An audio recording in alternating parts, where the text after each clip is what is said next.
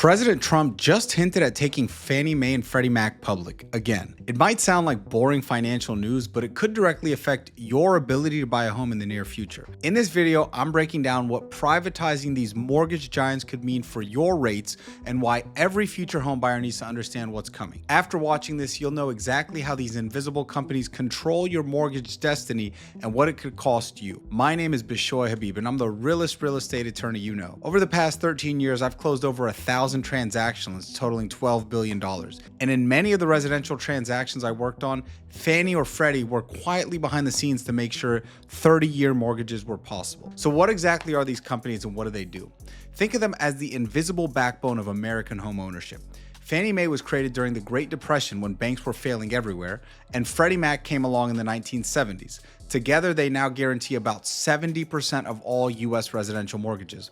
So here's how it works. When you get a mortgage from your local bank, your bank does not keep that loan. They sell it to Fannie or Freddie within weeks. These companies then bundle thousands of mortgages together and sell them to investors worldwide. This puts cash back in your bank's hands so they can make more loans. Without this system, banks would have to hold your 30-year mortgage for the full 30 years, meaning they'd quickly run out of money and be unable to keep lending, causing liquidity issues. This would make it very difficult and expensive for you and I to borrow money. The interesting thing is that no other country in the world has companies like this. That's why you can get a 30-year fixed rate mortgage in America, but in Europe or Canada, you're generally stuck with adjustable rates that can double your payment overnight. But here's where things went horribly wrong. Before 2008, they weren't just mortgage companies, they were massive hedge funds making risky bets with derivatives and complex financial instruments. Warren Buffett even called them the world's biggest hedge fund. When the housing market crashed, most of their losses came from that risky side business and not mortgages. So in 2008, the government stepped in and took control of Freddie and Fannie through something called Conservatorship, the same thing that Britney Spears has. Think of it like a financial guardian being appointed. Now, this was supposed to be temporary. It's now been 17 years. Today, these companies are completely different. They stopped the hedge fund activity and strictly focused on the mortgages, and they're making serious money, about $30 billion a year for the US Treasury. Here's the thing though, the government now owns special shares that give them total control, plus they have the right to buy 80% of the company stock for almost nothing. It's like having a golden ticket to take over. So what happens if Trump privatizes them again? First, the big question nobody can answer. Will the government still guarantee these companies? Even without expressly stating it, there has to be some kind of backing or the whole mortgage system collapses. But here's the problem. Right now, these companies borrow money at basically the same rate as the US government. That's a massive advantage. If they lose that advantage, one of two things is going to happen to your rates.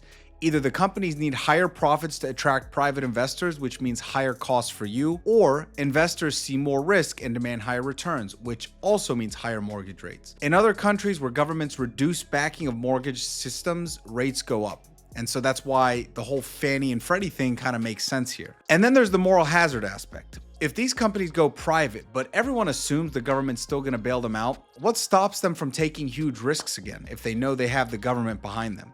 They probably will get bailed out. They guarantee $7 trillion in mortgages. That's 1/3 of the US GDP, by the way.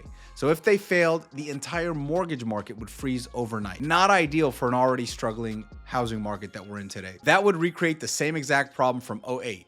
Private companies making huge profits when things go well, but taxpayers paying the bill when things go bad. Not what we want to promote here in America. Let me give you perspective on why this matters. In Canada, long-term fixed mortgages are less common and more expensive. In the UK, most mortgages are adjustable rate. People refi every 2 to 5 years. In Germany, a 30-year fixed mortgage costs 2 to 3 points more than a 5-year adjustable. Our system of cheap, long-term fixed mortgages only exist because of Fannie and Freddie's special status. So what does this mean if you're buying a house? Short-term, probably nothing. Any privatization will take years. There's too much involved, too much money, too many political interests. It's not happening overnight, if it happens. Long-term, there's several scenarios. So the best case scenario, the government creates a clear limited guarantee. The rates stay roughly the same, they maybe creep up a little bit, right? So there's a clear delineation. Worst case scenario, it's a messy privatization that causes investor panic.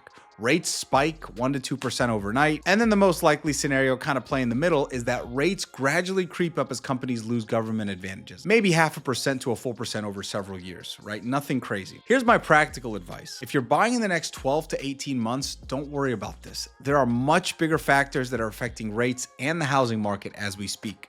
But watch for these warning signs that privatization is actually happening. Legislation, not just political speech, but actual legislation. Widening mortgage rate spreads compared to the treasury bonds. Changes in loan limits and standards.